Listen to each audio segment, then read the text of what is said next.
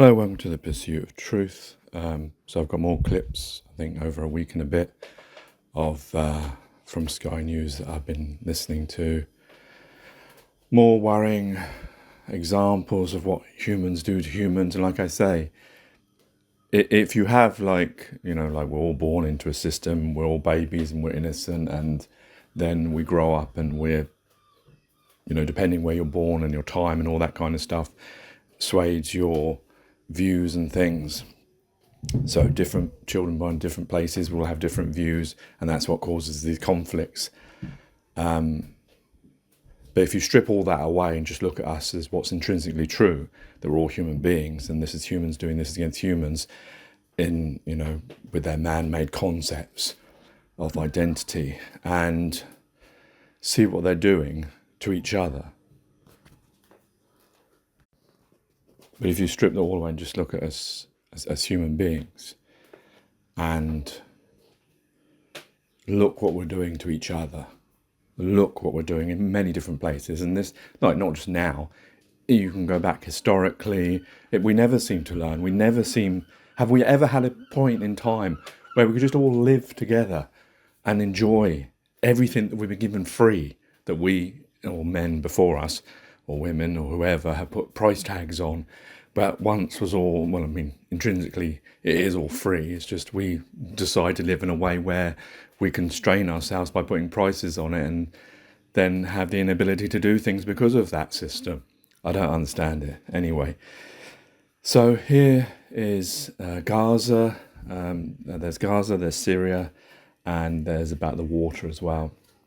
I'll go on first talk about the water. The water was just because it was showing the corruption. You've got these agencies, government agencies, who are meant to monitor these things. And it's the same with the electricity. And, I think this one's off what? Is it off water, off what? I think that's the one.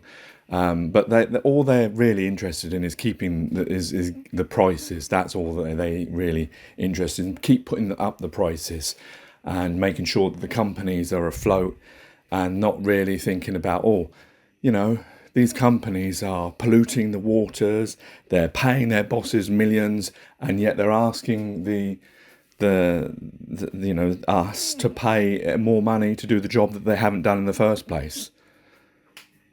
There's no responsibility, and I guess that's the problem when you privatise off these areas of essentials.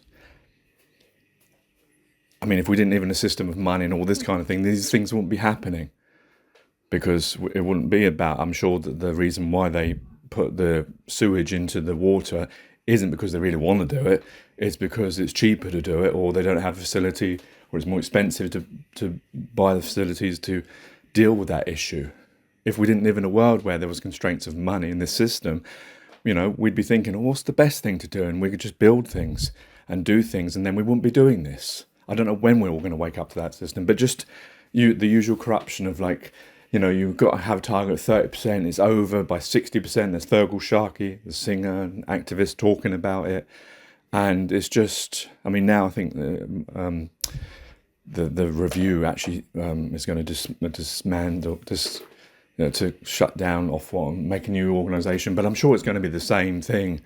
We all used to watch That's Life, where, what was it that Esther Rantzen would always have company to do with butter or this, and they would just keep changing their name, and that's just what it would be. It'd be probably the same people doing the same job, because you have to employ people that have the experience, and they'll do the same thing, and it won't be any accountability. And the big bosses of these companies will then say, well, now we have this problem, and unfortunately that means that the only way we can solve this problem, because like with anything you need money, and the only way they get money is from us, so our bills will go up to pay for the problem that they as management didn't deal with, and paid themselves, these big bonuses for failing these regulation. Where's the, if you could do a crime like this, a normal person, you'd get time. But no one, I'm sure, will face any kind of issue for breaking regulations, laws, legislation. These legislation are written down, and these acts are written down, and no one seems to ever get pulled up on them unless you're a small person.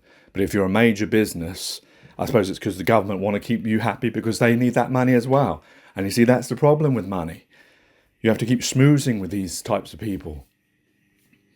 You have to look away from the abuses, which brings us on to the next one is Syria, the clashes with about the Druze and the Syrian and fighting each other, and just people coming out with guns. I mean, to think that this area is like this area, if you include Israel and all that Middle Eastern areas where all the Abrahamic religions have spawned from, or they're, I see it as like, and this might be the title of it, that Prophet Abraham's great whatever grandchildren are fighting each other. And yet, you think that all the world's religion, the main Muslim, Christian, Jews, all their religions, all their leaders come from this sort of area, around this area, most of them. And you think they've all been living in harmony because of all this wisdom. And yet look at how they live. But just take away Druze, just take away Syria, just take away Israel tag. And this is human beings doing this to human beings. We have one existence. And because we've justified actions of war and made weapons and sold them and made it as like, well, all governments have to have weapons and, and all that. And that's because we divided each other up, and, well, not us, people before us divided the land that was freely for all of us up. And therefore now we have to fight for it. I mean, it's just another travesty. And the first clip that's from Sky News is about... it was a news conference. I didn't get the beginning of it, but it was enough to see how bad it was.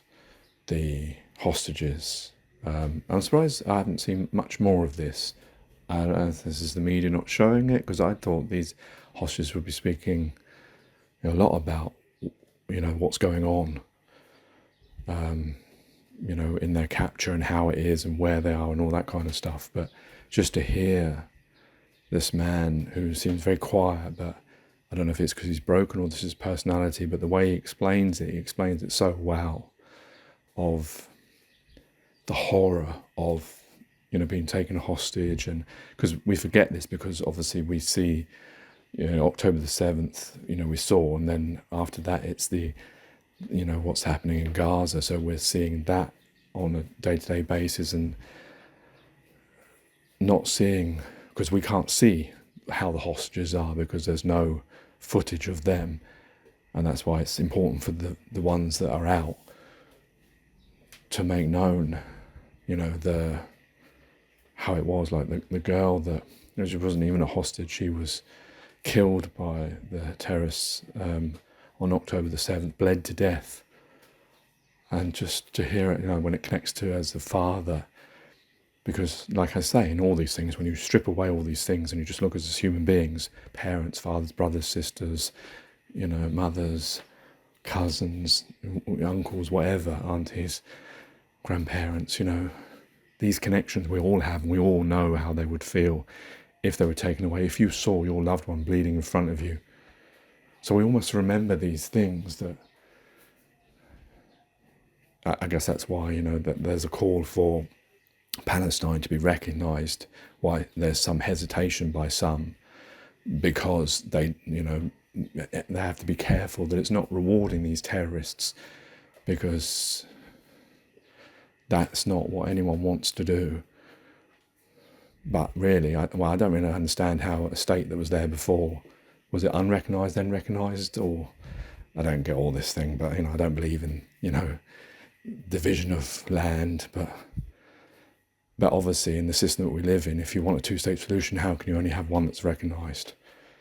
But it's important for the people of those states to be able to pick leaders, and this is for all of us, that will actually do things for the benefit of their citizens, which is what government is meant to be about, and which I don't think there's really many governments that really do that. Some of them do it better than others, but that's the real problem, the choice. Do we get the choice? Because even if you don't turn up to vote because you don't like the choice, someone's going to get in. And that's the problem, that we need those people that believe in humanity, that will not be swayed by greed or money or possession or power and all these things that you see these leaders when they start off good and then they turn out bad. We need these individuals that, that are humble and have good heart, that can't be swayed by such things and will stand up for the difficulties. The problem is the problem is there's so many corrupt, powerful people around that once they get in there, they have such leverage over these people. That's why it's so difficult, but it's so important that we try, at least, that those people that are good of heart and humble stand up for those positions of power and make sure they remember that we're here to benefit the people that you claim to care for and be in charge of and govern. Although I think there must be a better system than this. But anyway, this is that one. It was quite horrifying to hear his details of their capture, and a stark reminder of another example of what, when you take away the tags, of what human beings are doing to human beings.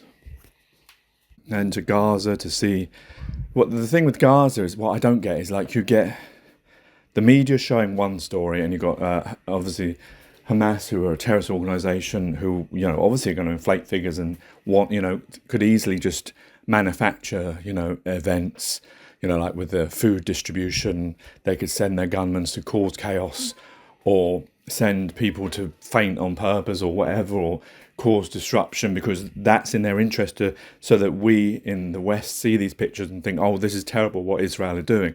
And I get how that can be abused, but of course it could also be that these are real events as well. But the problem is because no independent journalist is allowed in there, if there is such thing as independency, which I don't think there is. It's easy for Hamas to employ people to show whatever you want to see, which is, I guess, what Israel would say. But the thing is, it's like you've got Israel firmly saying there's no famine. You've got the West saying there is famine. You've got world leaders and aid agencies writing letters, whatever that will do. And so it's like, well, you got, it's like being Orwellian, Winston Smith not knowing which is the true, which is double think, because it's like you expect Israel as the democratic country, as the one that's friends with the West, to be the one that you could trust. But then, vehemently, you have this Israeli spokesman, David, I can't remember his surname, passionately saying that there's no famine, there's only a famine of truth.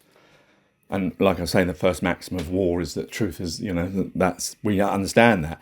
And it's interesting that no side will acknowledge that. And, it's like, there must be some truth to all the things, but no one will ever say, when there's the Save the Children doctor is interviewed, he's asked about numbers and things. He'll never say, yeah, they must be inflated a bit, but this is obviously something happening.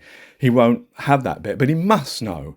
Obviously, both sides, even if when you look at Ukraine and Russia, any war, you're always going to lie because of, it's important to control the narrative for your people, because if they know, like in the Vietnam War, when those soldiers are dying, they're going to want you to pull the troops back. So there's reasons for governments and people to lie about that. We know that's always going to happen, but that doesn't necessarily mean that there isn't enough of something happening. We've seen lots of children starving. Now, Israel will say Hamas is starving them because they're stealing the food. Hamas will say this is because of the blockades.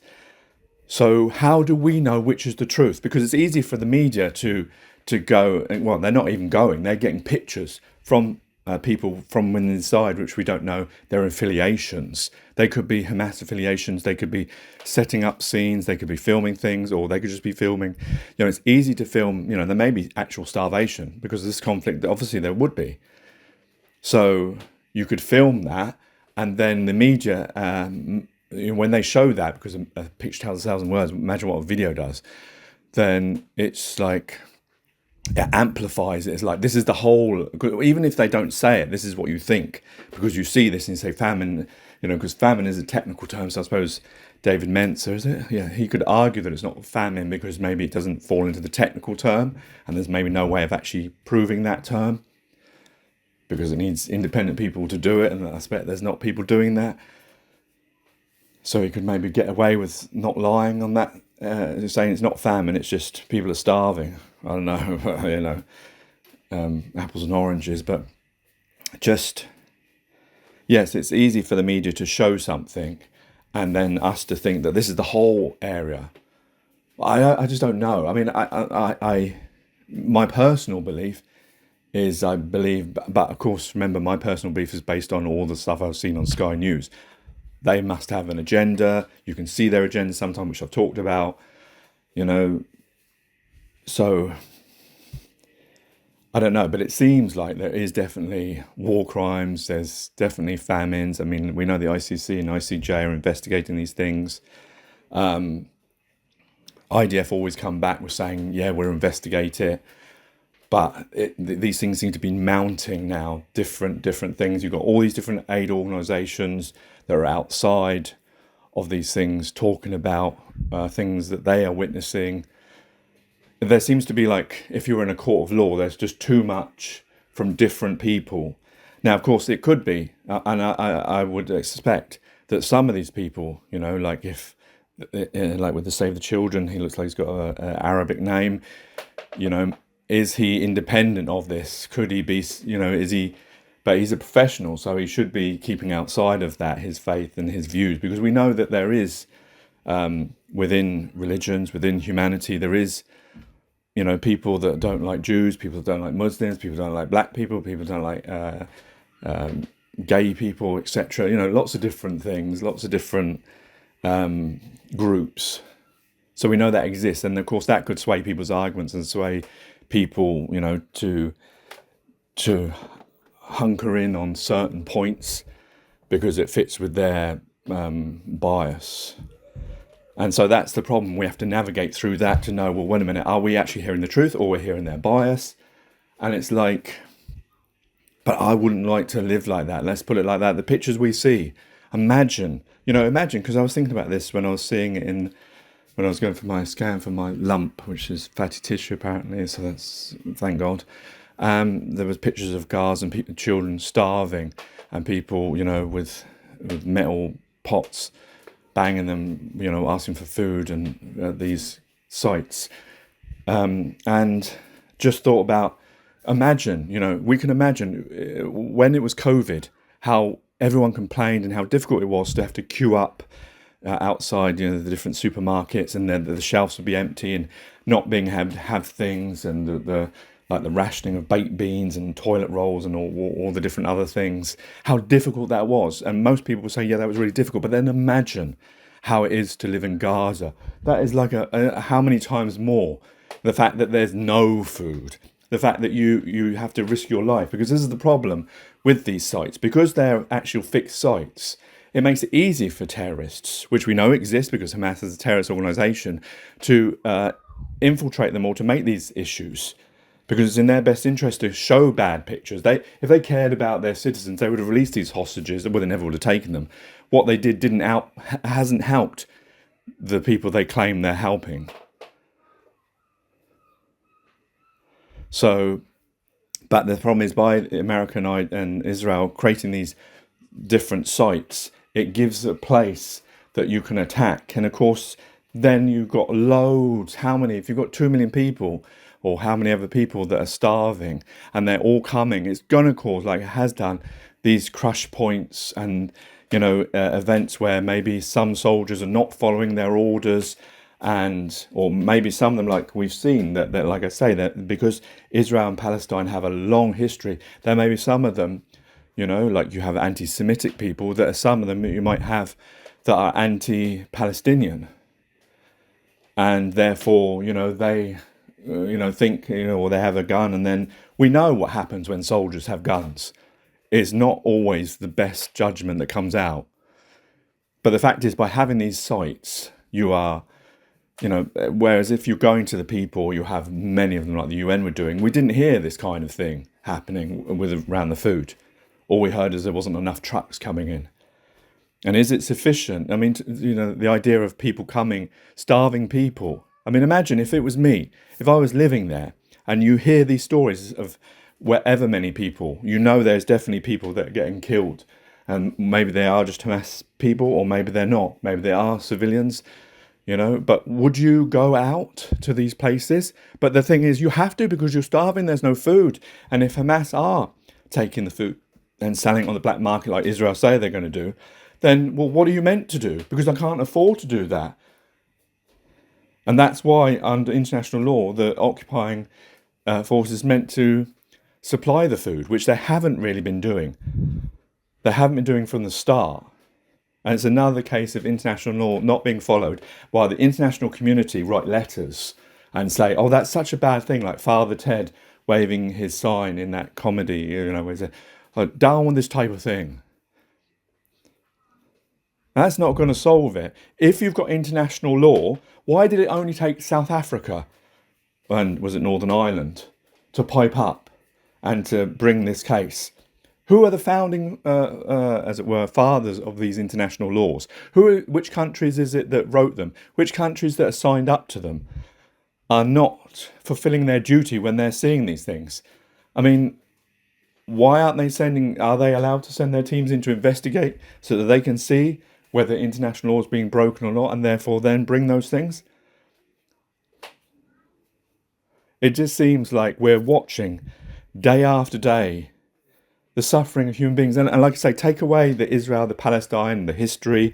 It's human beings doing this against human beings. We're watching this daily. Imagine it's your child, that this mother has her 2 babies brought to her, the small babies, maybe 2, 3, wrapped up in white, linen, brought to her as she's been injured on a hospital bed, being brought to kiss them goodbye. Imagine that.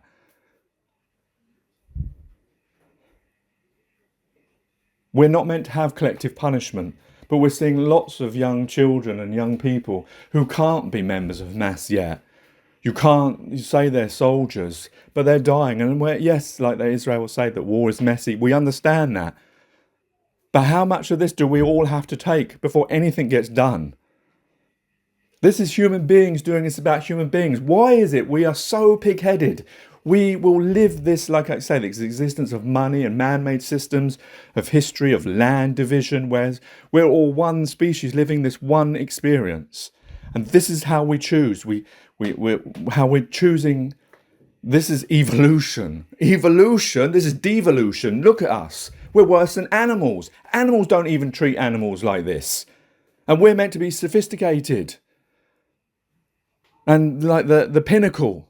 Look at us. Look at what we do. Justify that.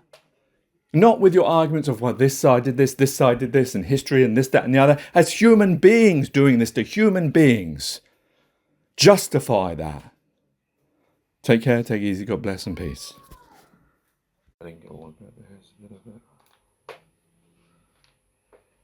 Mass terrorists need to release the hostages and everything will end. Thank you very much.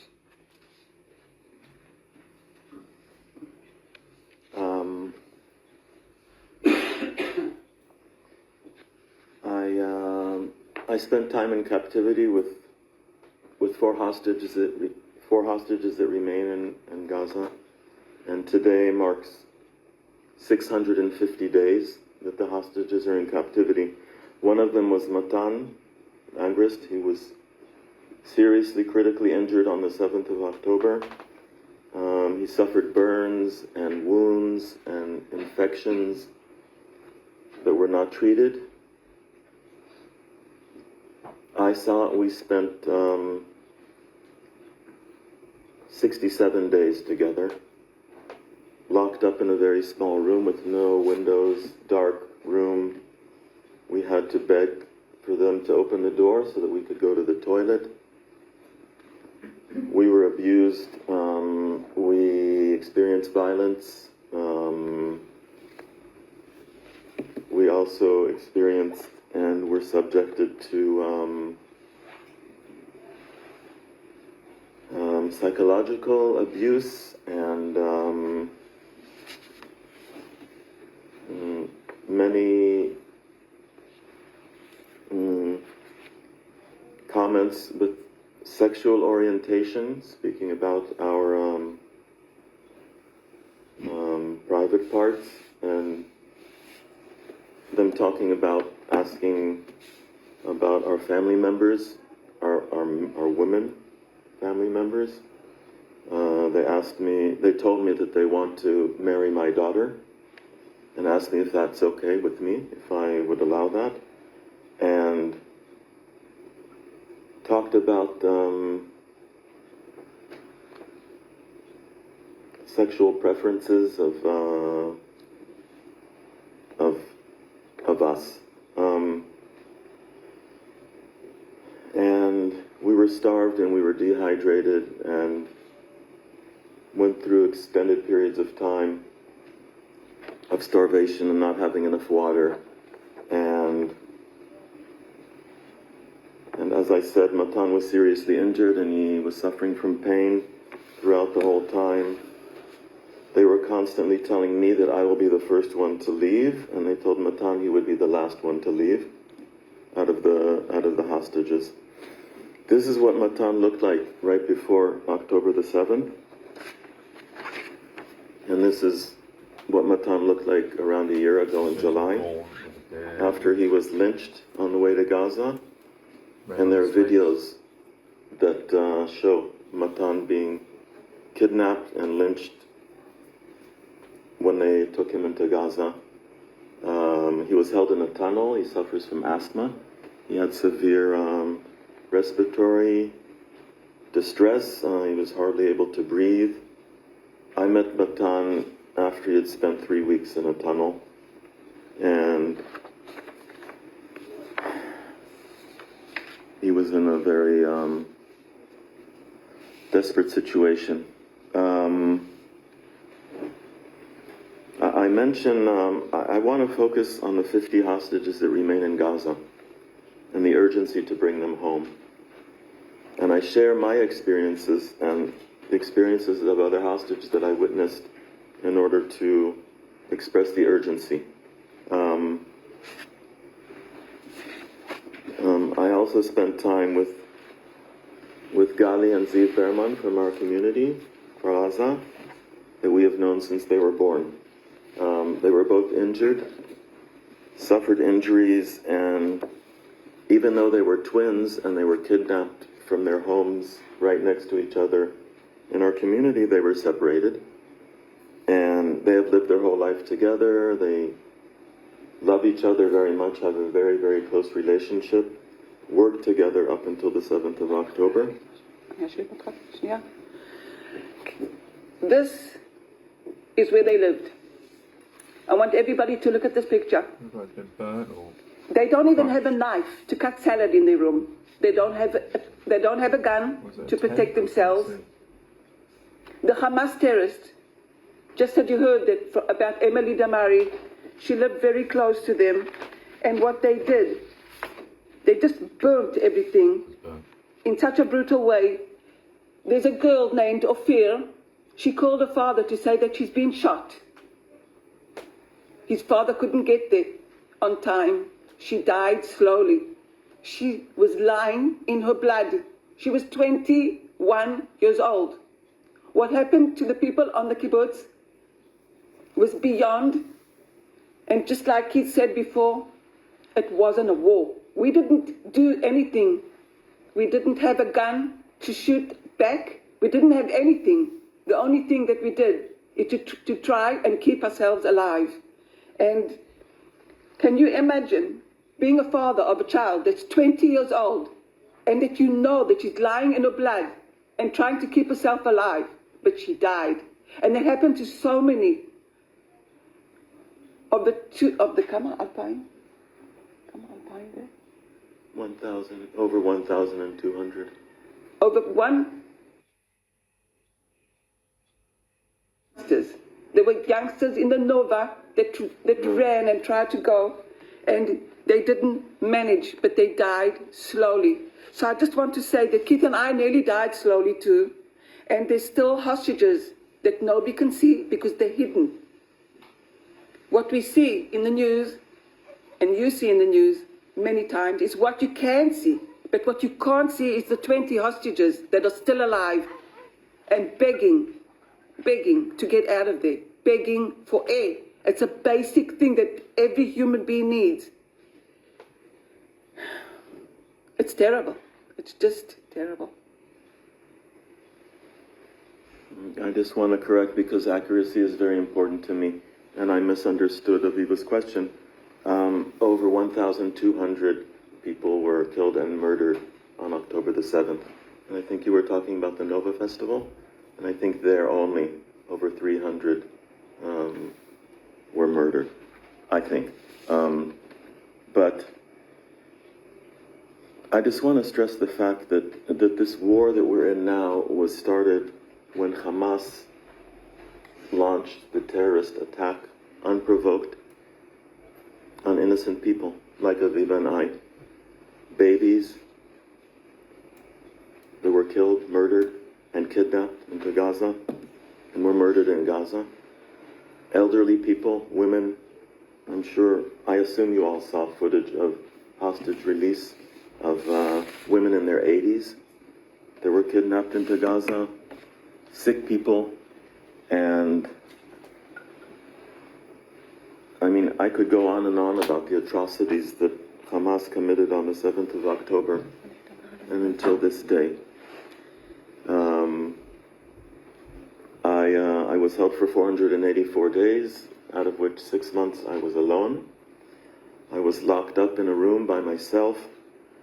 I was disconnected totally from any media, or I had no idea what was going on a lot of the time. And terrorists kicked me and spat on me and cursed me for no reason, nothing that I had said, nothing. I was instructed to lie down on the floor on my back, and that's what I did. And I was only just trying to create a connection with the terrorists that held me captive, a positive relationship with them, being nice to them, smiling to them, saying good morning to them every morning and good night to them every night, thanking them for food, for water when they brought it to me, thanking them for unlocking the door to let me go to the toilet, which I had to ask for. I did my best to create a calm atmosphere, environment, and to show empathy to them, even though I knew these were terrorists that belonged to a terrorist organization that carried out this horrendous attack on innocent people. I spent time with separately 4 hostages that are still held in captivity. I mentioned them. One of them is a father of 2 daughters, aged 4 and 2 today. They were aged 2 and 6 months when they saw their father being taken at gunpoint from them. His wife as well saw that.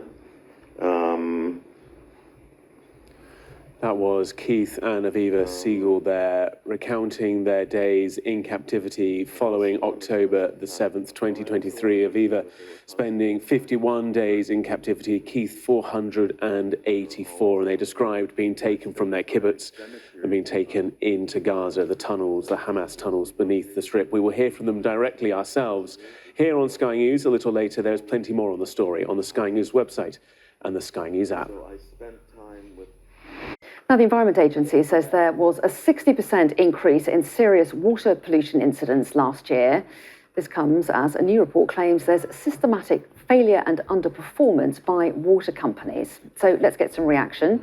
Singer and freshwater campaigner Feargal Sharkey joins me now. Very good morning to you. Thanks so much for talking to us and getting your reaction to these 2 reports out today by the Environment Agency, but also by the Public Accounts Committee. And neither of them paint a very pretty picture about the water industry, do they? The Environment Agency says serious pollution incidents by water companies were up 60% in 2024 compared to the previous year. And the Public Accounts Committee has called the level of pollution woeful. What do you make of those findings? Well, it's quite extraordinary that here again is another layer of debacle being heaped upon the scandalous situation, the shambles that is the water industry.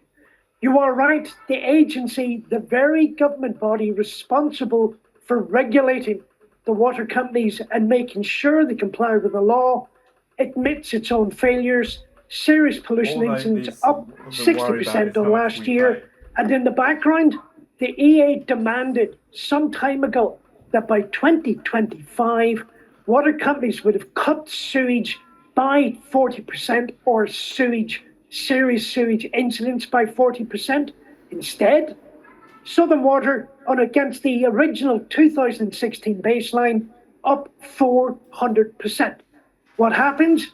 Yesterday, the chief executive got his pay packet doubled. Thames Water, against that original 2016 baseline, a 40% decrease, not a chance. 230% increase. Chief executive gets paid £1 million and senior managers share 2.5 million in bonuses. It's quite clear, and as the Public Accounts Committee points out, government has lost control of this industry. The regulators have lost control of it. It is time for somebody serious and capable to now take control of the situation. Literally in the last couple of moments, we've got a response from both the government and Water UK, which represents the water companies. So forgive me, I'm just looking at these as I read them to you. But Water UK is saying, while there have been some improvements, it's clear that the performance of some companies is not good enough. They say the Environment Agency is right to highlight underinvestment in infrastructure and maintenance as the major causes of these results. It does go on, but I also want to just mention what Steve Reed is saying about this, the Environment Secretary. He describes the figures as being disgraceful and a stark reminder of how years of underinvestment and weak regulation have led to record levels of sewage pollution. He goes on to point out what he says the government is doing, talking about banning unfair bonuses for polluting water bosses, bringing in jail sentences for pollution, securing £104 billion to upgrade crumbling sewage pipes. What do you make of the responses so far? Well, let's face this fact here. Steve Reed has now been in office for the last 12 months. And if we look at the background, sending people to jail, that's actually been the law for the last 30 years anyway. And it's only for the very specific offence of obstructing an investigation. It's meaningless foot stomping, finger wagging, banning bonuses. Well, as we now know, managers in Thames Water have already been paid £2.5 million, as we already know, and government was warned this was going to happen. The chief executive of Southern Water yesterday didn't get a bonus, but did get his salary doubled. The industry is contemptuous towards government, towards its customers, and towards the environment, and government needs to stop taking this seriously, start taking it seriously, stop playing around the edges. It needs to grab control, and so far it has singly failed to do that, regardless of how much foot stamping and finger wagging it chooses to do. The numbers speak for themselves. It's a failure. The Public Accounts Committee says essentially we need tougher regulation and we need more support of the regulators to enforce that kind of regulation. Do you think that's where the focus should be now? Oh, listen, without question, regulators, Ofwat and the EA are at the epicenter of all of this. Let's face it, the water companies got greedy. It's the regulators' job to stop them and to manage them and control them. Let's not forget, these people are running state-granted monopolies supplying drinking water. They have no competition. The reality is, I think personally, the regulators, Ofwat, the EA, are institutionally incompetent and incapable. What we need is the radical root and branch reform we were promised by government.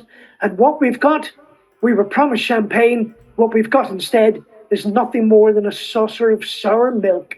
We need government to start acting properly and intervening. It needs to now nationalise Thames Water. It needs to remove these regulators and put a system together that the public can have faith and put their trust in. And none of that exists right now.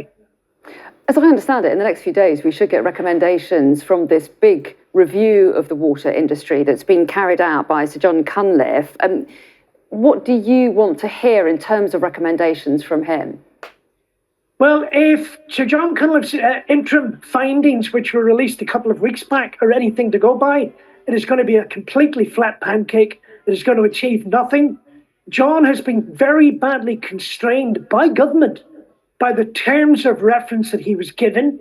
He cannot, for example, look at ownership of water companies. In John's interpretation, his job is now to tweak around the edges and make the current system better. I can assure you, no amount of rearranging deck chairs, no amount of rearranging the furniture, no amount of incremental change is going to change the absolute insistence of the water companies to defy the law, defy the regulators, and remotely begin to trust water companies. Bearing in mind, our bills have now gone up 30, 40, and in some cases 50%. The whole situation needs tearing down and rebuilt, and I'm afraid that John is not going to deal with that in any meaningful way. Personally, I have not expected anything from the Cunliffe report, and I don't think I'm going to be remotely disappointed on Monday. It's going to be a dud. Well, I suspect, Fergal Sharkey, I'll be talking to you again in the weeks and months ahead about this issue, but we really appreciate your time this morning and giving us your response to those twin reports today. Thanks very much. I appreciate your time. Thank you.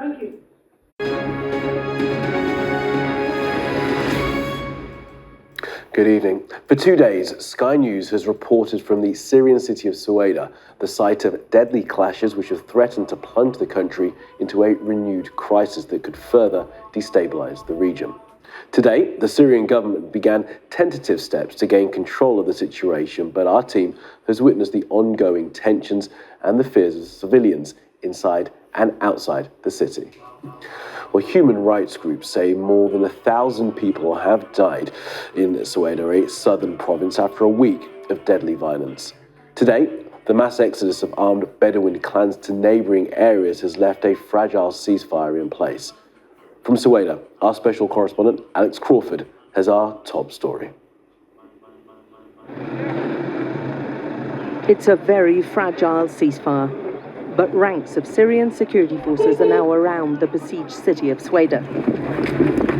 They're trying to prevent thousands of Arab tribal fighters from entering.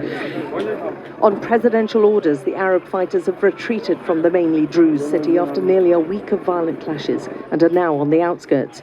But they are watching and waiting to see what unfolds. Among the fighters are engineers and doctors. The humanity is number one for us. Saving both sides. Yeah, both sides we are saving. The Bedouins and the other side. And on the fighting, we are fighting also. We are here for fighting. They are killing the children. They are taking the people out of their homes. Crucially, Arab tribal leaders have agreed to the ceasefire and say they're supporting the government forces and a unified Syria. We are not against the Druze people, the leader told the fighters. We're not here to kill the Druze. But whilst talking to us, he accused one Druze militia led by cleric Hikmat al-Hajri of terrible crimes against the Arab Bedouins. These are crimes. How do countries help you and you cut off the heads of our children and expose the nakedness of our women? We will not be silent until you are tried and held accountable, al-Hajiri. Inside Suwaida, there is terrible devastation in the predominantly Druze city. The Arab fighters may have left the city centre, but about 30,000 mainly Druze civilians remain trapped. They're deeply distrustful of the new government and its security forces, and Druze militia have taken up sniper positions for fear of further attacks. So far, there's been little aid accepted by Suwaida's Druze leaders, including the White Helmets emergency response teams, because of their government connections. But Druze civilians trapped inside, who spoke to us through a female action group, painted a desperate picture. There's nowhere to escape to. They have to create safe corridors. There's no electricity, no water, nothing. We need safe corridors. Kids need nappies. They need food and milk. Nearly 130,000 people have fled their homes, the UN estimates. We travelled to one near-deserted village just outside Suwaida, where Bedouin and Druze minorities lived side by side before the clashes. Little more than a handful of people now remain. This Druze family say 10 of their relatives in Suwaida were killed in the violence, and they want justice. We are the sons of one country. People who break the law, who are violent, should be punished by the government. That's what we want. The area's key government official tries to reassure them. The soil of his country is for everyone. It won't be divided. But right now, few are reassured, and there are fears it won't take much to shatter this shaky ceasefire and plunge the south back into violent chaos. Alex Crawford, Sky News, in Sueda province. Of Bashar al-Assad at the end of last year offered the hope for a brighter future for a country that has been decimated by civil war. Our correspondent, Thomas Moore, has been taking a closer look at the road to this latest crisis and at the factions involved. Syria is deeply divided as it emerges from nearly 14 years of civil war. The deadly sectarian clashes in Sueda in the south of the country highlight its fragile stability and threaten to derail attempts to rebuild the fractured nation. In December, former ruler Bashar al-Assad was toppled from a lightning-quick rebel offensive led by Islamist groups. A former jihadist, Ahmed al-Sharaa, took over as president, vowing to protect minorities. But reconciling Syria's deep-rooted divisions has proved no easy task. There are still simmering tensions after the long civil war. In March, clashes in coastal provinces killed hundreds of people from the Alawite minority to which Assad belonged. Then in April, violence broke out in Sueda in the south of the country between Druze militia groups and Syria's new security forces, with dozens killed. The current fighting has again been centered on Sueda, this time between Druze fighters and Bedouin tribes, with several hundred killed. So who are the two groups? There are almost 700,000 Druze people in Syria, with more in Lebanon, Israel, and the occupied Golan Heights. Their faith is an offshoot of Shia Islam. Some Druze groups are opposed to government security forces in the region, and Israel launched airstrikes in their support. The Bedouin are another minority in Syria, also numbering around 700,000. They are Sunni Muslims and are traditionally nomadic tribes that have inhabited deserts around the region for centuries. They are seen as loyal to the new Syrian government. It's very difficult when you have so many ethnic groups and militia for anybody to create a state of nationhood, especially if one of those groups has been installed in power in preference to other groups.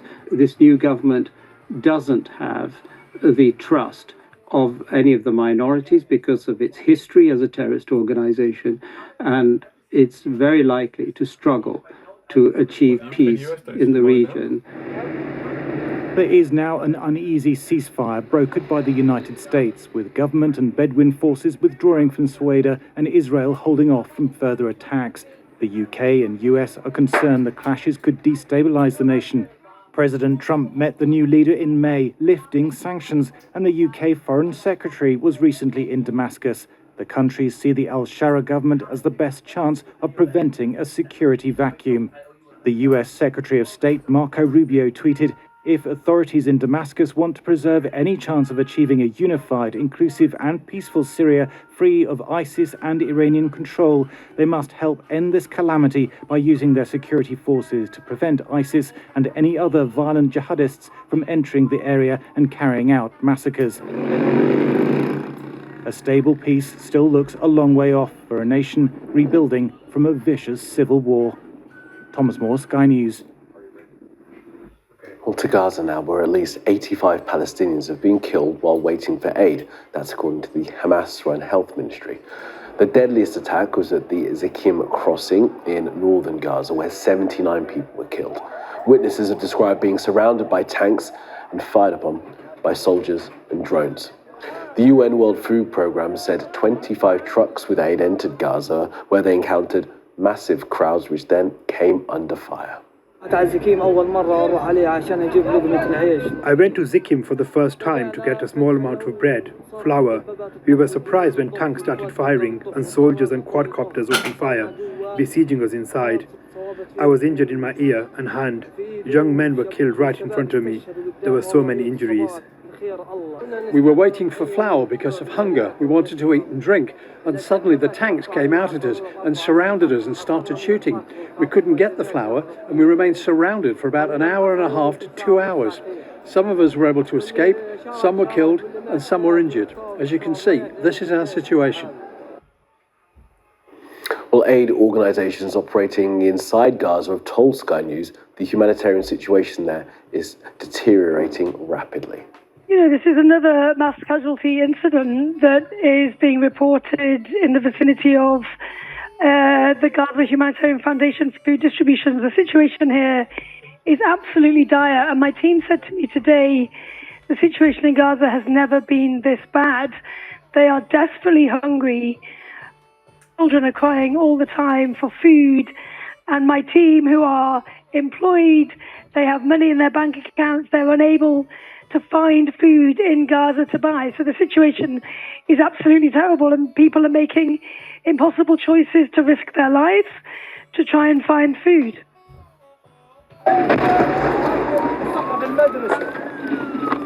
Well, these latest deaths of people in search of aid follow Israel issuing evacuation orders for parts of central Gaza. It's one of the few areas of the territory where it has rarely operated with ground troops and where many aid organisations are based.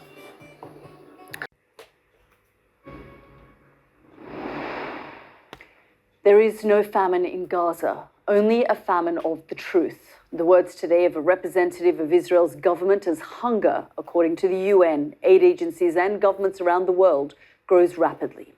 In a joint statement demanding action, more than 100 charities and NGOs wrote that their aid workers in Gaza are now joining the same food queues where people risk being shot. Sentiments echoed at the UN Security Council earlier. Have a listen. In Gaza, starved journalists are reporting about starved health and humanitarian personnel, trying to save the lives of starving infants and children and their starving families. Well, Israel acknowledges there's been a significant drop in aid getting into Gaza, but as blame, accusations and counterclaims are traded, tons of food, clean water and medicine sit untouched, out of reach, as Gazans starve. Sky correspondent Lisa Holland reports from Jerusalem.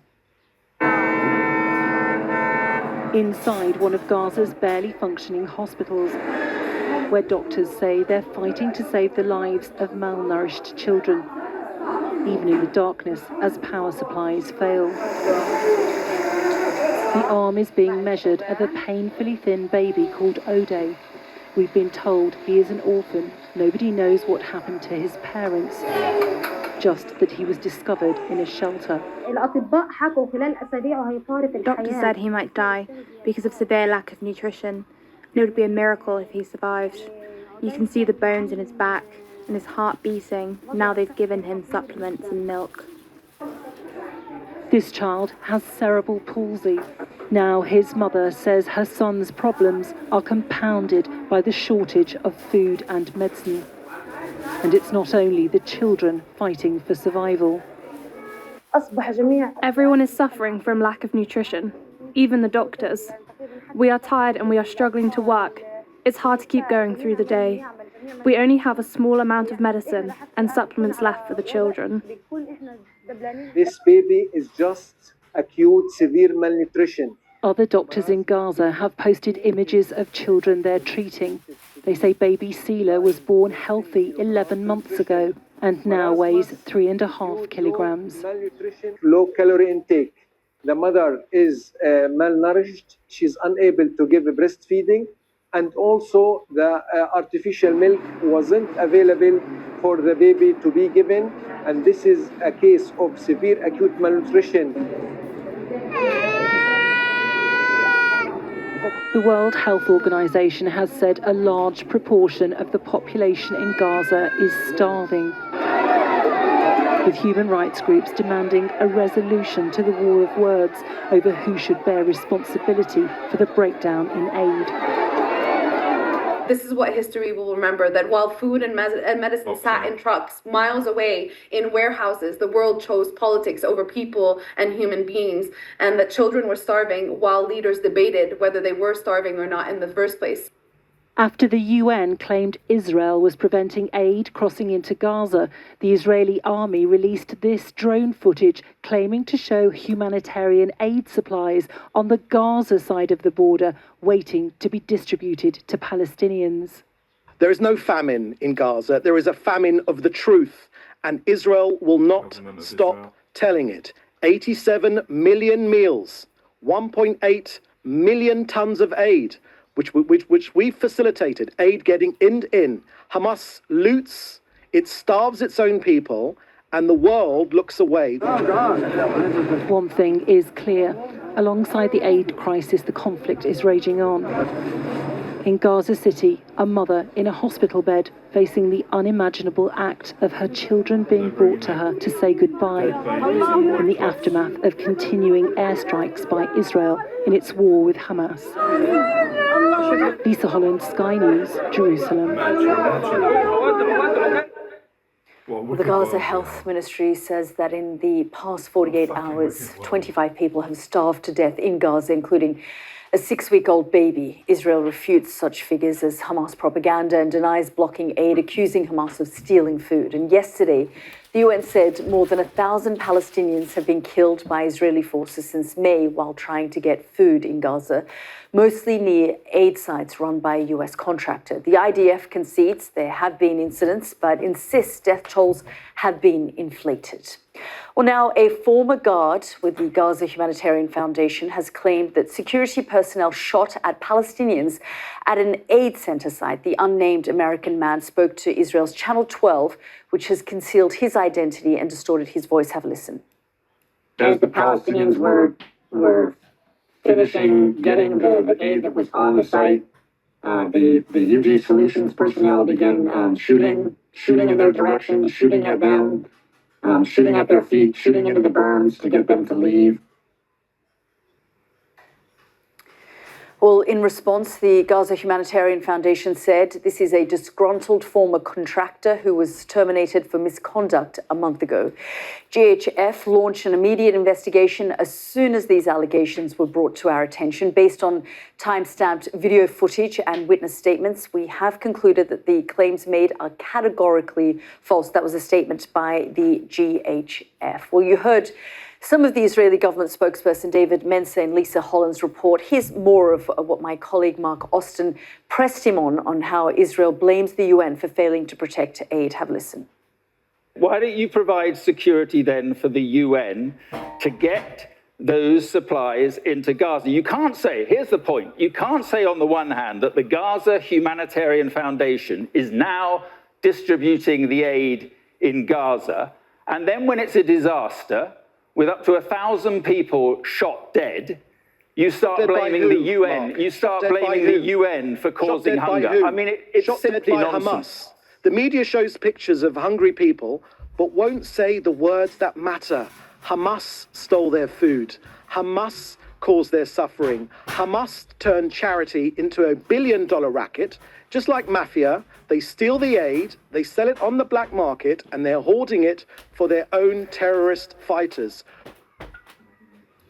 That's Israeli government spokesperson David Mensa speaking to our Mark Austin. Well, joining me now is Moazzam Malik, Chief Executive of Save the Children. Mr. Malik, thank you very much for joining us here on the programme. We have been looking at these images of starving, distressed women, children, families. Save the Children is one of the 100 international aid organisations that are signatory to this, to highlight the fact that many of your colleagues are also joining these queues, are also starving. Correct. Just talk us through what the point of this statement is, because frankly, we've seen so many statements and very little, if not any, international action. Yeah, so the point of the statement is for more than 100 NGOs are calling for action. And you're right, we do need action. The situation on the ground is deteriorating. 57,000 people are dead, 18,000 children. 85% of the 1.1 million children in Gaza are at risk of famine. The time to act is now. The pictures that you're seeing are horrific. And as you said, Yalda, my colleagues are living through this. I was in touch with them earlier in the day, talking to our Gaza team leader, Rachel Cummings. We've got something like 220 people working for Save the Children across the Gaza Strip. We are one of the largest humanitarian actors on the ground.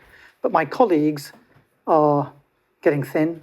They lack food. They don't know how to feed their children. They don't have access to water. They don't have access to firewood. They're living in tents. Many of them, almost all of them have been displaced, and many of them 10 to 15 times.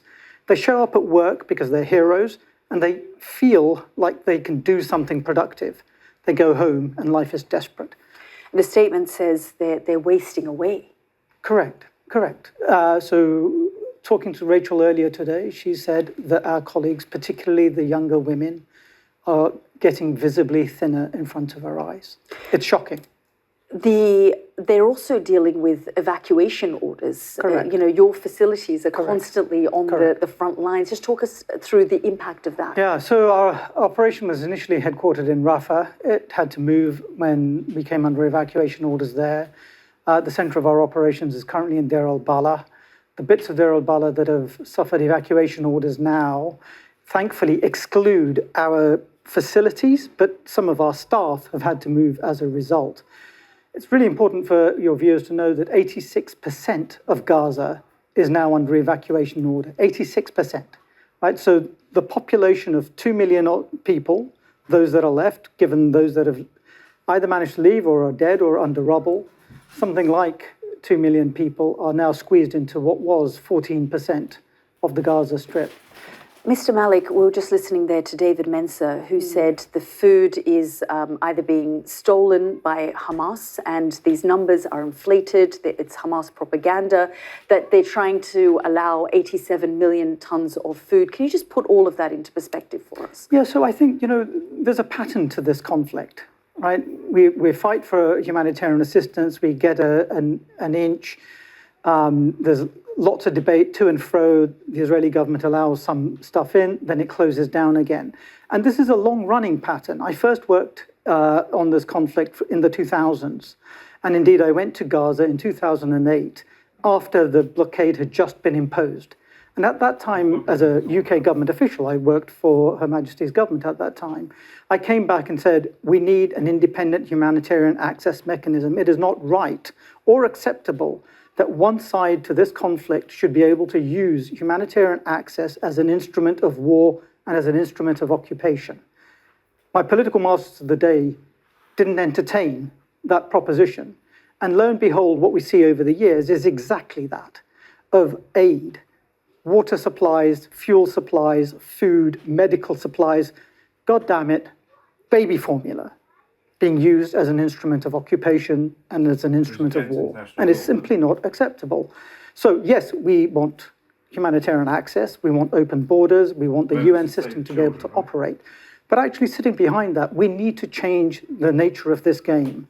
We need to get away from a party, a belligerent in this conflict, being able to control the well-being, the humanitarian conditions of 2 million people. We need independent mechanisms that enable us to keep people alive.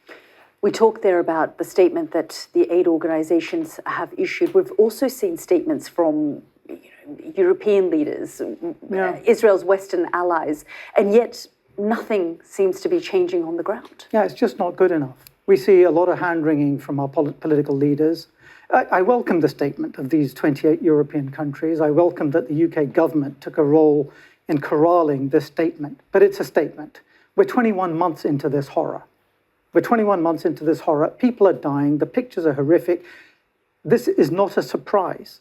Aid agencies and the UN predicted that this would happen. We said that the GHF mechanism, this militarized form of aid, would lead to death and casualties. More than 1,000 people have died. This is not a surprise. And yet what we get is still a lot of hand-wringing. I think from my perspective, the question here is, what is the approach that we've taken in other conflicts? What's the approach that we've taken, for example, on Russia-Ukraine? What's the approach that we've taken historically? I spent many years working on humanitarian issues. In many, many, many other situations, we have created greater pressure.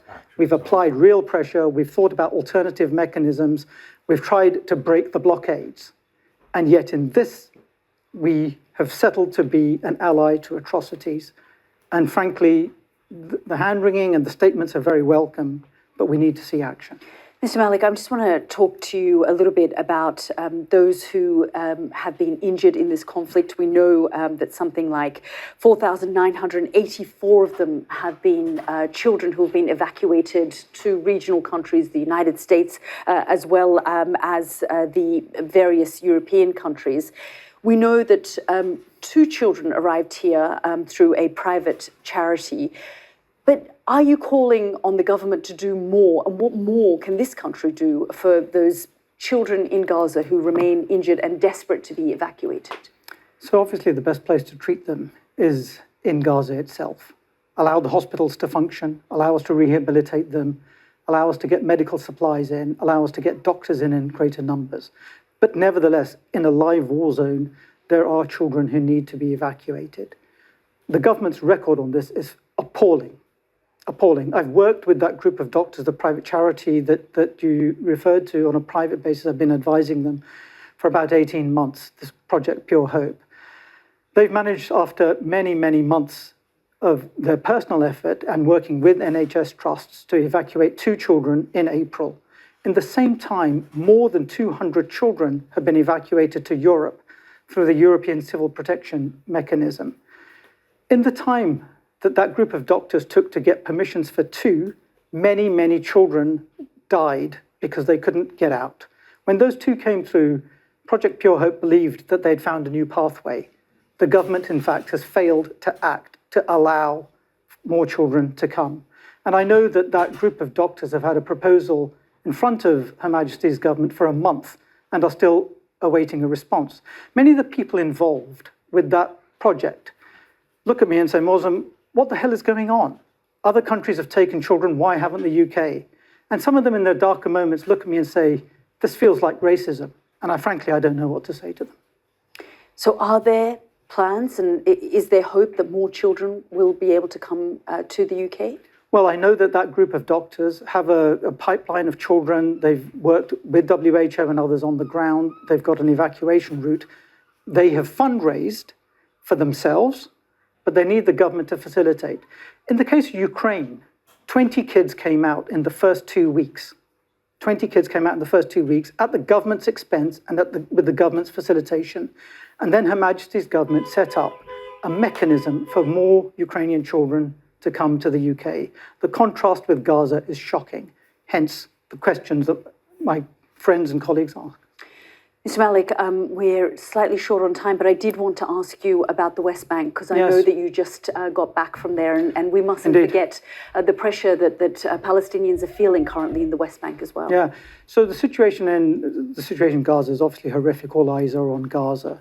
But the situation in the West Bank is deteriorating. There's something like 900 odd checkpoints. More than 60% of the West Bank is now under Israeli control. We're seeing daily raids, 4,000 attacks on schools by the IDF and settlers in the first 3 months of this year.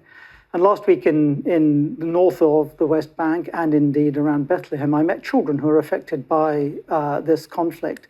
These are children who are seeing their siblings detained arbitrarily. These are children who are seeing their parents detained, their schooling disrupted, access to healthcare disrupted, growing poverty as this tightening stranglehold on the West Bank gets deeper. I met girls who have a dream for their future, but who aren't able to realize that because of the impact of the occupation. I also met boys who had been arbitrarily detained, who had been held incommunicado, who had been tortured, and indeed who had suffered sexual abuse in Israeli detention. The stories are horrific. I talked to their counselors and to their parents. And the counselors and the parents told me that, yes, they can work with these kids, help them process what they've experienced, try and give them hope. But those kids are living in fear every day, because once they're on a list, they can be picked up again. These are children, frankly, no different to mine or the children of your viewers. They deserve a future. Mr. Malik, we're really grateful for your time. Thank you so much. Thank you so much. Well, Israel is also entangled in the conflict that's been flaring in Syria, the worst violence since Bashar al-Assad was toppled as president late last year. Hundreds of people are said to have been killed. It's a complicated picture. So here's a reminder of who's involved. Let's just have a look. The Druze community is an Arabic-speaking religious minority. Their faith originated as an offshoot of Shia Islam, though it has evolved into a distinct identity, incorporating elements from other religions and philosophies. They live mainly in Syria, Lebanon, Israel, and the occupied Golan Heights. Their biggest presence in Syria is in the southern province of Sueda, where long-running tensions with Sunni Muslim Bedouin tribesmen exploded 2.5 weeks ago. Syrian government troops were accused of taking the side of the Bedouins. Then Israel said it had to intervene to help the Druze, hitting Syrian forces with airstrikes. There was more fighting despite a ceasefire at the end of last week, but the fragile agreement has been holding more solidly over recent days. Well, our special correspondent Alex Crawford is one of the only Western journalists to go inside Sueda city. And a warning, her report contains distressing images of body bags from the start, as well as people with severe injuries. They're still picking up bodies from the garden of the main hospital in Sueda. The evidence of the brutal bloodletting the city suffered is laid out in the hospital's backyard. Very few of the body bags have the blue letters identifying who the victims are, but there are more than 90 corpses here. They haven't been able to bury them because of the fierce fighting around here. The smell of death is overpowering, and most here working at the hospital are volunteers. The hospital's mostly in darkness, powered now by a small generator. And there's more evidence of battles inside as well as out. Grenades were detonated here by fighters who took up positions inside the hospital, killing patients as well as at least 2 doctors. The hospital is packed with casualties, treated in dirty conditions with few medicines. I think you can smell the bad thing from the wound, and it's a very big problem, that because all the thing and all the work that we have worked in the operation rooms is dying right here. These are the civilian victims caught up in a complex tribal, ethnic and political war, the worst in Syria since the toppling of the country's dictator. And they have horrifying tales of the violent clashes which went on for more than 4 days. Among the victims, a 21-year-old, 9 months pregnant with her first baby when shot. Shot here, from here to here. It went through both legs? Both legs. Both legs. Both Hajja's legs are shattered, and she needs operations impossible in these conditions. The trauma here is acute, and few have escaped it. The medics battled to save Hajja's life, but weren't able to save her babies, a victim of this brutal outbreak of violence before even being born. The cycle of revenge attacks has led this Druze-dominated city to bunker down behind barricades after some government troops sent in as peacekeepers were then accused of joining the Arab Bedouin tribes in attacking the Druze minority.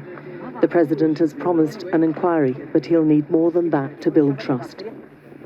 Near the hospital, Israel's intervention, which killed hundreds of troops, forcing government soldiers to pull out. That led to Druze militia revenge attacks, with several believed to be Assad regime supporters. Anarchy then followed. This was Sueda, filmed by us a few days ago, a free-for-all, with thousands of Arab fighters massing on the area, pillaging and looting mainly Druze homes and businesses. The new president blamed the Israeli attacks for pushing the country to a dangerous phase, which threatened its stability. And while a ceasefire has been brokered, it is in its infancy and fragile. The battered survivors are red raw with anger and grief.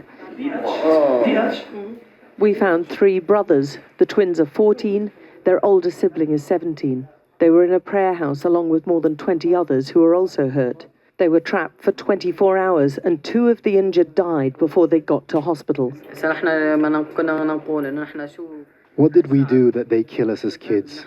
From 1-year-old to 17, they're just pigs. We're just children. Sueda has turned into a battleground of competing interests, with Israel determined to keep Syrian forces out of this area on its northern border. And one Druze faction, aligned with them, demanding autonomy from Damascus. There are also ISIS cells and Assad regime supporters still agitating, and unverified social media videos from both Druze and Arab accounts showing executions and beheadings, which is fueling unrest. Its traumatized and battered citizens are in the middle, frightened and frustrated. We have a lot of people die. Stop that. Europe, your countries, your village, your governments. Give this guy to Syria. Not with us. Not our revolution. With so many injured, the new president is being blamed. Sweden was awash with multiple militia, including extremists. It's been hell, one citizen told us. Sweden is full of these brutal fighters. They come here, they attack us, just like racial discrimination. They want just to kill the people around them, just out of the revenge. Everywhere there is grief. This is all he had in his pocket, a mother says, of her 22-year-old son. Why did he have to die?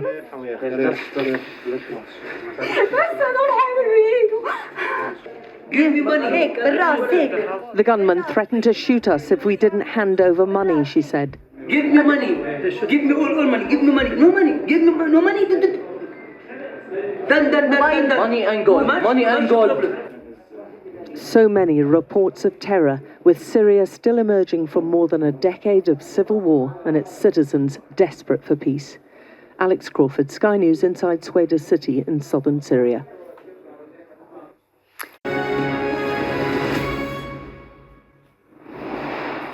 Good morning, everyone. A British surgeon has told Sky News there's profound malnutrition in Gaza and claimed IDF soldiers are shooting civilians at aid points, he says, like a game of target practice. Dr. Nick Maynard recently returned to the UK after 4 weeks working inside the Nasser hospital.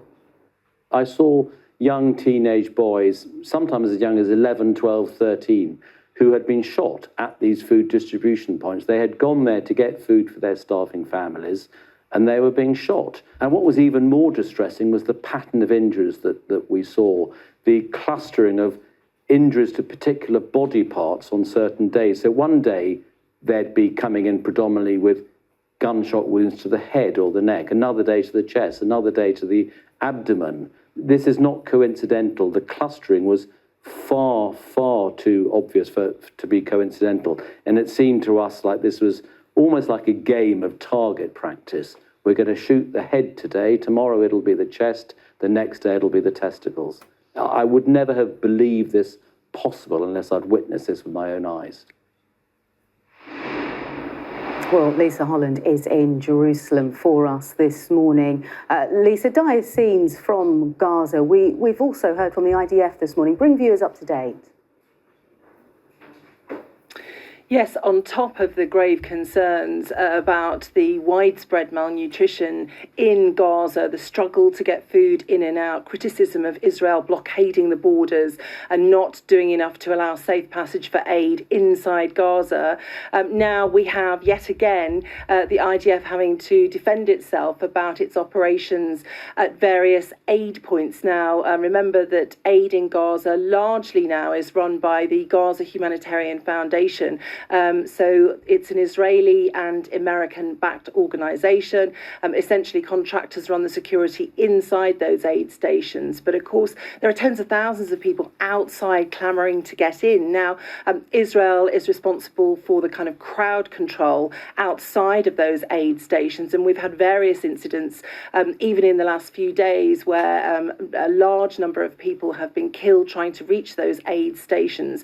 But the idea that people are being injured, less about crowd control and more in a targeted fashion is deeply disturbing, of course. And we have had a response from the IDF this morning. This is what they have to say. The IDF categorically rejects the claims of intentional harm to civilians, particularly in the manner described. For the sake of clarity, the Army's binding orders prohibit forces operating in the area from intentionally firing at civilians. We are aware of reports of casualties among those who arrived at the aid distribution sites. These incidents are under examination by the relevant IDF authorities. Any allegation of a violation of the law or regulations will be thoroughly investigated, including taking appropriate action if necessary. So in parallel to the concerns about the widespread search for food, also again, more debate over the running of the aid stations and the fact that the United Nations calls these aid points, which are largely in the south of Gaza, death traps that people there are facing a choice, putting their life in their hands to go and get aid, facing being risk of being suffocated or even hit in this way because there are so many people trying to get at the aid. The allegation is that people are risking starvation or indeed risking injury by going to one of these aid stations in Gaza. Lisa, for now, thank you. It's Lisa Holland there with the latest for you in Jerusalem. I'm going to take you to the Middle East next on Sky News because the United Nations has warned that children in Gaza are dying of hunger. In Gaza City alone, it's believed 1 in every 5 children is malnourished. Our international correspondent, John Sparks, has this special report, which includes images of children in extreme distress. If you think the sight of starvation is difficult to take, then consider the sound of a starving child. A 1-year-old who cries and whimpers for food. Her name is Sama. And there's Khalid, and there's Osama, and there's a 9-month-old called Siwa in a hospital called Nasser, where they have virtually nothing to eat. Huda has lost half her body weight since March, when Israel shut the crossings into Gaza and imposed a blockade, and the 12-year-old knows she doesn't look well. This is what happened to me. Can you help me travel abroad for treatment? I want to be like you. I'm a child. I want to play and be like you. Her mother says Huda's needs are simple: fresh fruit and vegetables, fish, maybe a little meat. But she won't find it here. Aid agencies say mass starvation is spreading through Gaza. Before, I used to look like this. The war changed me. Malnutrition has turned my hair yellow because I lack protein. You see here? This is how I was before the war. Like this. 3-year-old Amir was sitting in a tent when it was hit by projectiles. Medical staff were able to reassemble his intestines and stop the bleeding, but they can't feed him properly. Instead, he's given dextrose, a mixture of sugar and water, which has no nutritional value. They were all sitting in the tent, his mother, his father, his grandparents. Suddenly, 3 Israeli rockets hit them. 3 rockets. How could a child like Amir withstand that? His aunt has come to visit, but Amir is effectively on his own. His mother and his siblings were killed in the strikes. His father no longer speaks. His father is in a terrible state and won't accept the reality. What did these children do? Tell me, what was their crime? These desperate scenes have not been caused by scarcity. There's plenty of food waiting at the crossings or held in warehouses within the enclave. These images of food aid were distributed by the Israelis. Their officials claim the UN is failing to distribute it. But the Israelis and the Americans have taken charge of food distribution. The UN's 400 aid centers have been shut. In their place, the UN tries to organize convoys, but it says it can't obtain the necessary permits and faces draconian restrictions on aid. An American doctor who spent 2 weeks at Nasser Hospital told us those restrictions include baby food. When we actually brought baby formula in to Gaza, so I had an 85-pound check-in bag of donations, medical supplies, medications, and baby formula. Somehow my bag got through. Next mission that came in after us, their bags all got inspected and they physically threw out the baby formula, medications, and medical supplies in the trash. They threw them out in the trash. Their reasoning was that this is excess. You're bringing in excess when babies are literally starving. I have baby Hassan here with his mother, and beautiful baby Hassan. He is 3 years old, yet only weighs 6 kg. At his age, he should be about 15 kg. We see Dr. Hussein at Nasser Hospital, examining a severely malnourished child. He is unable to hold his legs up, his arms up with it because he has no energy. He is unable to cry. He has no muscle because the muscle is being broken down for energy. So there's just skin and bones. Baby Hassan died 2 days after this video was recorded. He needs special formula, he needs special feeds. And these feeds are literally miles away. They're literally right there at the border, but it's being blockaded by the forces. And so it's intentional deliberate starvation. And it's just so distressing that this is something man-made. This is a man-made starvation. This is a man-made crisis. Sometimes food is made available at communal kitchens called tikkia. First, you have to wait. And then you have to fight.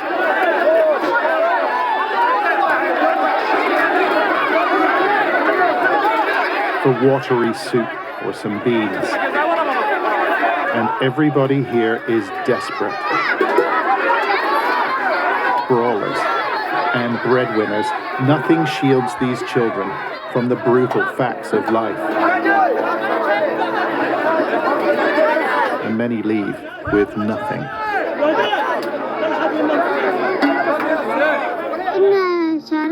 It's been 2 months since we've eaten bread. There's nothing to eat. I want life to go back to how it was. I want meat and flour to come in. I want the end of tikkia. There's another way to seek sustenance at 4 distribution hubs run by US contractors. But they've been described by UN officials as sadistic death traps, with more than 1,000 killed. Young people deliberately targeted by Israeli soldiers, say doctors. There's just mainly bullet wounds, and it's mainly to young boys, mainly children. I saw it from my own eyes. You can see we're just exhausted. The traumas do not stop. Gunshot, entry, exit? Yeah. How old is she? 13 years old. 13 years old. Dr. Hussein recalls a 9-year-old boy who'd been shot in the head, the neck, and the abdomen. I had to make that difficult decision to actually push ketamine, which is a pain and sedation medication, to give him a peaceful death. I was like, am I really doing this? Is this real life where I have to make a decision to end a 9-year-old boy's life because his injuries are so severe? And it haunts me. Like, I remember saying sorry as I was pushing the medication. They look like scenes from a different century, a different era.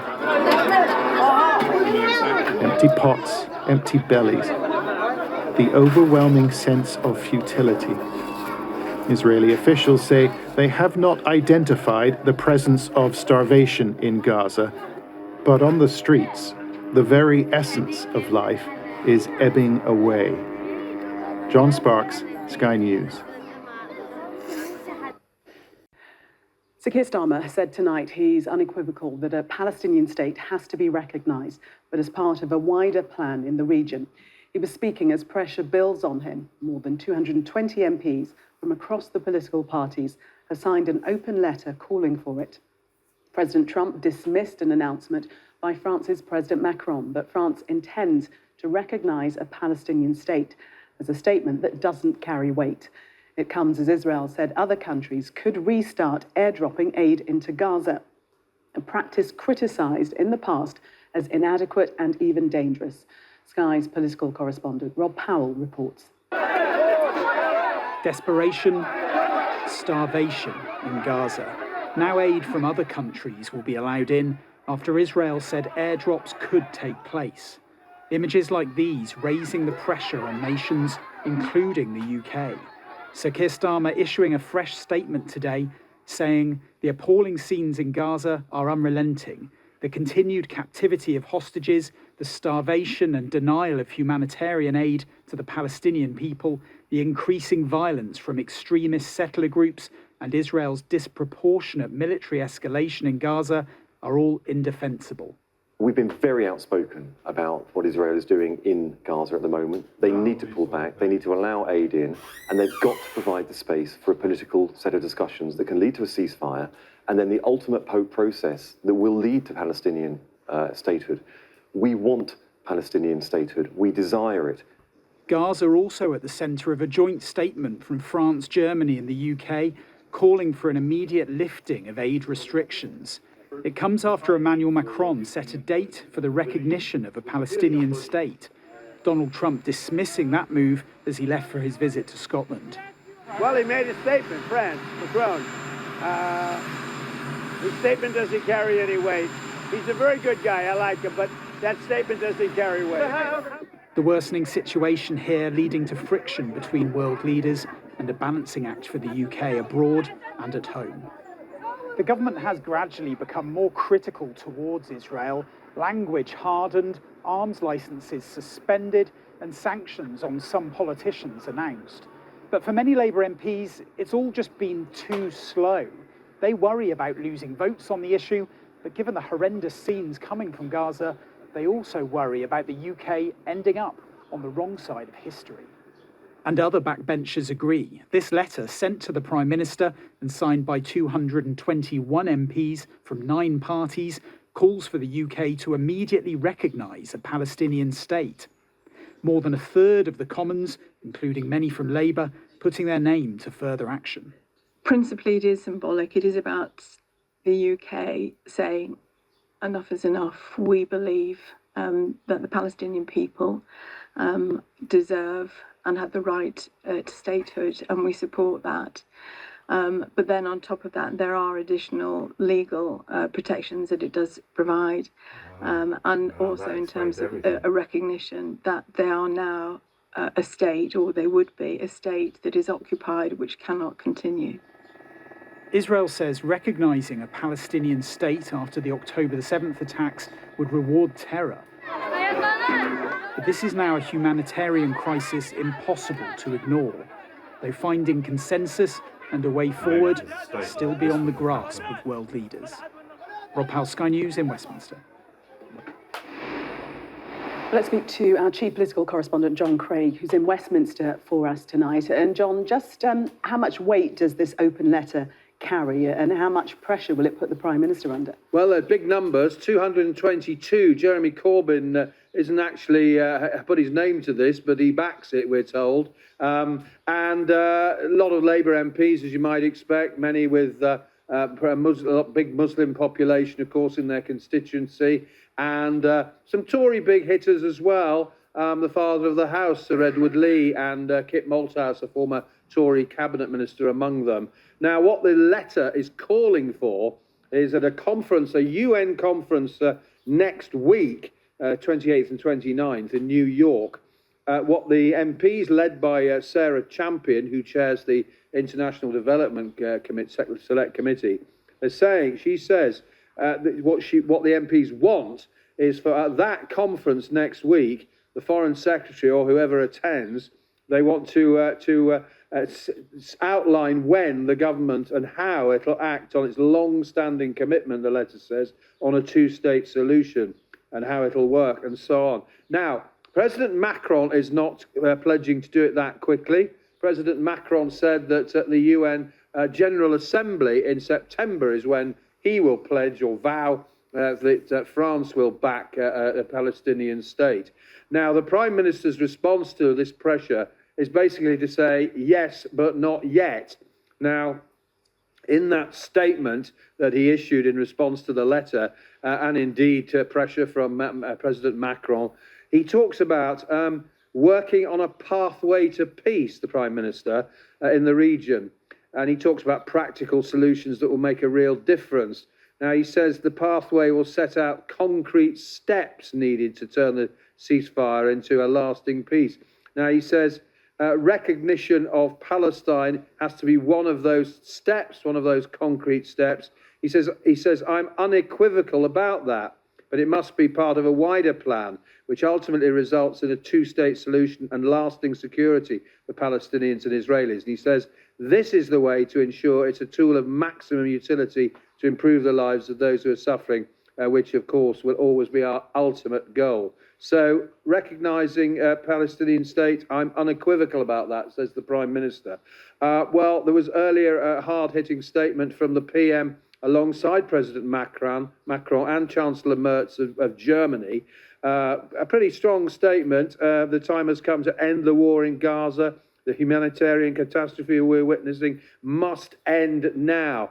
But clearly, the PM is being pulled one way by MPs and by President Macron, and then, of course, the other way by President Trump, who was brutal in his dismissal of the Macron vow to recognise Palestine's state, saying it carries no weight. And, of course, the PM is going to talk to President Trump in the next couple of days when he's in Scotland, and he won't want to offend the president or have a falling out with him. So a lot of pressure on the Prime Minister, even though Parliament's not sitting now. The MPs are obviously going to keep turning up the heat on him on this issue, and yet he's got Macron saying one thing, Trump saying another, so he wants to try and keep both on side. Not an easy task. Indeed, caught in the middle there. John, for the moment, thank you. So this next one, I haven't heard this being reported about the Knesset and annexing bits of Palestine and as a state, or I didn't think it was a state. Well, maybe, I don't know what that really means, if that's true, but all these things going on in the background, and I'm sure that's against international law to take land, but I suppose the thing is that's why it can be done, because it's not, the state isn't recognised. I don't know who recognises it, but Trump seems to think that, I don't know, can one country recognise it, or all countries have to intervene independently, or the UN has to do it, or they have to sign a piece of paper? I mean, what is this all about? But it seems bad, like this idea of, what this lady who wrote the letter is claiming. I'm going to play it for you now. Potentially push the government into a position sooner than we thought. Okay, Serena, for now, thank you for that update. Well, I'm pleased to say we're joined now by Sarah Champion. Good morning to you, Sarah. Great to have you with us on Sky News Breakfast. Thank you ever so much for inviting me. Look, bring viewers up to date. Explain to us exactly why you felt the need to launch this letter, to get so many MPs to sign up and then share it. What's behind it? Well, what's actually behind it is I speak to a number of people who are Gazan, and they are telling me that all around them, friends and family are now giving up hope. So I wanted to do something that would give them that hope back, because that's literally the only thing keeping them alive right now. I then realised that we had a conference coming up on Monday and Tuesday in New York that's being led by the French and the Saudi Arabians to look at how to have the two-state solution. Layering on to that, there's also the Knesset, the Israeli parliament, just this week voted overwhelmingly to annex Palestine, so to absorb Palestine, taking away the state. And then the final piece of why it is so urgent is on the 6th of August, there's going to be a final stage in the planning, which would be about an area called E1, which is basically closing the link around East Jerusalem, which would separate North and West Palestine forever. So unless we act quickly to recognise the Palestinian state, it's not going to be in existence for very much longer. What conversations have you had to date with Sir Keir Starmer, your leader, on this issue? Well, I mean, he's very, very clear that he wants a two-state solution. It's in our manifesto, it's been in our manifesto for a long time. But also what I'm trying to do is show that Parliament is supporting him in this. So what we need to see, if he has a plan, and if he rightly says that it needs to be part of a bigger plan to get to a two-state solution, tell us what the plan is, tell us what the timescale is, and tell us how we can help him achieve that. Because time is literally running out. We need to be doing something now to recognise the state of Palestine. Alongside, it must be added, 144 other nations. They have all recognised the state of Palestine. We have a historic relationship with the region alongside France. France has now come out and said that it will be recognising. Why are we not supporting our neighbour? Why are we not joining the 144 other nations that have done this before it's too late? 221 MPs have signed this letter. You hold serious weight in the backbenches. Do you feel this is weakening the Prime Minister's position? No, I don't, because we agree with the ultimate outcome. What we need to see, though, is some urgency around it. If Parliament was still sitting, we would have had a debate on this. But what I've seen over the last few months is when we do have debates, when we do have statements, there are more and more MPs across the House that are urging the government to do this. This is democracy. This is the way that we encourage our government, our Prime Minister, to either speed something up or do the right thing. He wants to do the right thing. A million people encouraging that along.